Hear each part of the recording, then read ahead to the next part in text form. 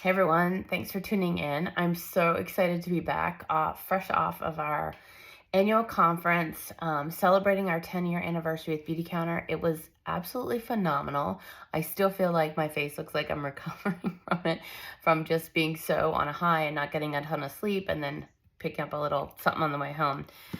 So I have so much to share. I figured I was going to try to give you almost like a little 2-for-1 right now. So I'm going to share some makeup tips that are fabulous that I got to get rid of these dark circles and things like that, as well as talk to you about what's most important to my heart, our advocacy and mission work, which is really the reason I decided to do this 8 years ago when I joined. So yes, this was our 10-year anniversary, so exciting. And I'm just going to say, I'm going to do the steps and see if I can multitask and not lose my concentration. I did write some notes down of things I want to make sure I hit on. So we're just going to kind of go for it and see how it goes. And it might be a shit show, so we'll see. But yeah, this was our 10-year anniversary. And I mean, just beyond excited to be a part of that. So as far as that mission and advocacy work, it was just really hit home. We had our former head of mission who now works for Ritual. And it was so fun because we got to understand like why she works for Ritual now. Like she's kind of a change maker in the way that she goes where the next like thing that really needs attention is, and that's supplements. There needs to be regulation supplements, and that's why she's transitioned to Ritual. But she kind of gave us that timeline over the last couple decades of really where this all started, from like children's toys and cleaning products and household things to beauty. And the kind of really cool part about that was like Beautycounter put this issue on the map. Like there was nothing going on in the beauty industry. There was no advocacy work. There was no paying attention to, hey, what's in your products? Nobody can regulate them. The FDA can't say what's good or bad. Still can't, unfortunately, even with 14, as of this week, 14 laws passed now that Beautycounter has supported or been a part of in some way, which is fantastic. So we have accomplished a ton in these 10 years, which is really, really cool. So we kind of started a real piece in the corporate activism sector. So the story that she told was when Greg first, started trying to find people to, raise some capital and stuff like that when she was starting Beautycounter. It was to, a lot of the businesses and the investors that she was talking to were like, it's all good if you don't talk about like that political piece of it. Nobody wants you to get political. Well, Greg looked at this like, well, that's the whole point of doing this. Like, we're not just creating another beauty brand. We don't need another beauty brand. What we needed was safer, cleaner products, but we also needed the story behind that and the mission to do that work. So that's why she was adamant about that piece. And it was really where corporate activism started becoming cool, like really sticking to that and figuring that. So Beautycounter, Greg Renfrew, our founder, brought that to light, which I thought was really amazing. Fast forward to all the different things that we've done, like, we actually did phone calls in the beginning, emails and letters, text messages now. We've had congressional meetings. We have been to Parliament and DC multiple times. 2019, our founder's the only beauty brand that has really testified at a congressional hearing at the House with the House of Representatives. Like, that's insane. But all that to say, she also told us, as much as we've accomplished, like, yay for that gratitude, there is still so much work to do. And it gets kind of tricky. And how do we move forward with that? So, okay, this is next. So some of the things that still need to be done, big things that still need to be done here, are to close that fragrance loop. That is a big one where people can kind of put whatever in whatever and hide a bunch of yucky, crappy ingredients behind that word fragrance, which is scary, scary stuff. So that's a biggie. Empowering the FDA to be able to do that, where they can say something that's right or wrong. We still can't do that. So even though a product on the shelf, we might have, tons of examples that it's harmful to human health, only the company can take it off the market. The FDA cannot intervene in that way and do that approval. That's wild.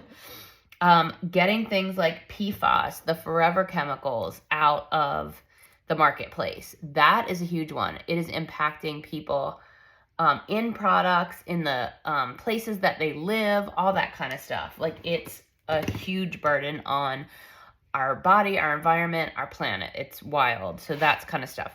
So we need to keep that education piece going.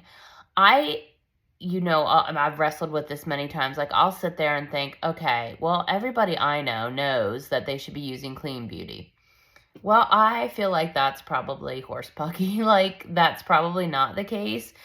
Everybody I know does not, or chooses not, or whatever, and they may not understand the reason why and how important that is to do this. So that's like one piece. Increasing our brand awareness, because what I'm about to hit you with, like, it just reopened my eyes to how Beautycounter really is that different. Because obviously there has been, since 2013 when we started, there's been a ton of cute, clean beauty introduced to the marketplace, but not everything is created equal. So there's a lot of buzz, there's a lot going on in the industry, so many clean competitors, if they're really competitors, remains to be seen. There's clean beauty sections in all kinds of stores, from Walmart to Sephora to Ulta to all the things, right? A lot of those that we were influential on. We've been in Target, we've been in Sephora, we've been in, and now in Ulta. We've been in all those. We've been sold on J. Crew with Goop, all the things. So we were one of the OGs when it comes to this, really the OG when it comes to that. And that's huge that you can go into Walmart now. Walmart and Target both have clean beauty sections. Like, that's huge because access matters. And remember, go back to our mission. What is our mission? To get safer products in the hands of everyone. That's full stop. That does not necessarily mean Beautycounter products. So this movement has grown and created all these opportunities for people at any income level to afford products. So it's happening. Now, there's a variety of levels in that clean beauty space, which we can talk about. But guess what? We're still moving in the right direction. And someday the laws are going to be good enough that they're going to prevent those other harmful ingredients from still being in. So they used a really good analogy, I thought. They called it the coffee analogy, because basically it is. Like, you can get coffee in a lot of places, right? You can get coffee from McDonald's. You can make your coffee at home. You can get Starbucks. You can get some bougie, high-end hotel brands. You can, do a French press. You can buy it at Dunkin' Donuts and everywhere in between. But all those coffees, you would probably agree, you would kind of rate them in different ways. And that's the same thing that's occurring now in clean beauty. There is a lot of noise and a lot in the space because people have seen that sells. And all brands are not created equal.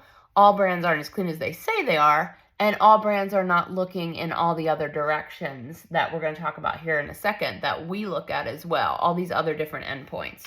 So, what makes Beautycounter different? Like, why would you want to support Beautycounter? Because it's not just buying the products. It is supporting the mission.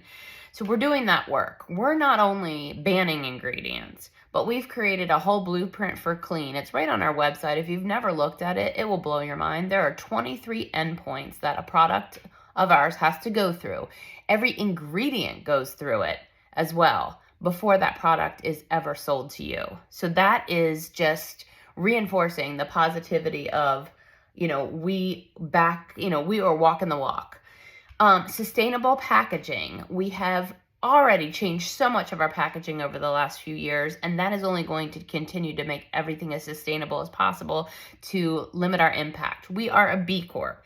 We have our own research and development and product manufacturing going on site.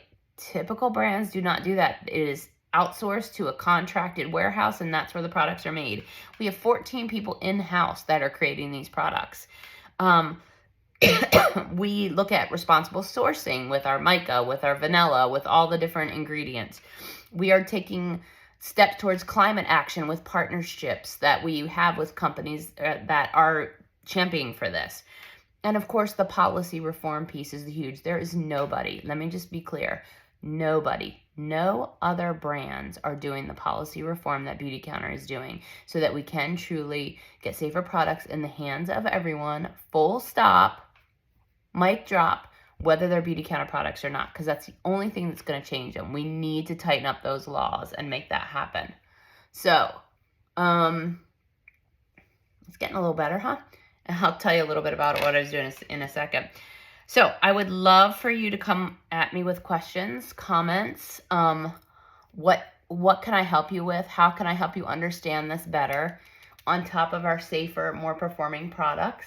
This is a different color one, by the way, now, and I'll talk about that in a sec, what I used. We need help. We need your voice. We need you to share this information. Again, I can have a conversation with someone about safer products with ever telling them I'm a beauty counter consultant. I've done it a million times. I've done it for Girl Scout troops and breast cancer survivors and whatever. I don't tell them that I'm a beauty counter consultant. I'm teaching them to be aware and how to make safer choices. That's the job. That's the work. So the next time you go to CVS, Walmart, Target, Sephora, or Ulta, you can really understand what's in your products. And there are apps and there are so many other different ways to do that. And I am absolutely willing to help you. I don't just use beauty counter products. I use those apps and things all the time. I know my beauty counter products are a great place to start because I know they're doing the work and they're being transparent and they're doing all the things. But you don't have to buy just those products. You can find other ones that are cleaner, safer, more affordable, whatever you need. I'm here to help you. And I'm excited to do this work. It lit me up inside. It reminded me why I joined 8 years ago. And I'm excited to share this information. So if you struggle with any of this, like you're like, I want to do cleaner, but I can't, I don't know where to start. Or, oh my gosh, my daughter wants all these, different kinds of makeups and things like that. And I feel like I just am clueless and I don't want her to just have anything, that's not going to be safe for her in the long run. Because I will tell you, friends, I have heard so many stories. I mean, our conference is usually a lot of tears. We have, for the last 2 years consecutively, lost a member of our community to breast cancer. We have had, and luckily only one each year because we have tons of our community that have been diagnosed and are survivors. We have people that have overcome infertility issues and reproductive issues. And the list goes on and on with all these illnesses and things that people have figured out a way to incorporate Beauty Counter and what they've learned to not only beauty and personal care, but food and climate and their home environment and everything else to try to make their lives free of as many toxins as possible. So if you're in that space and want to learn more and you're not sure like what to do next, let's talk. Let's go to coffee, like whatever. Like we'll figure it out. It's that important because we want everyone to be safe as possible and know, I've always said to my kids, control what you can control. You control what you put in and on your body, so make good choices. So thanks for watching. I'll share in the comments here what I used on my face because I did a really cool little technique I learned about color correction. I know I've heard of this before, but I actually tried it this weekend and was blown away. So I'll share that with you. I put 2 different cheekies on to address the dark circles under my eyes and and just one on my cheek as well. So thanks for always being here. Thanks for being supportive. And the best thing you can do is pass this information along, share this email, share this video, share whatever with someone that you know and love. Have a great rest of your day, and let's talk soon. Love ya.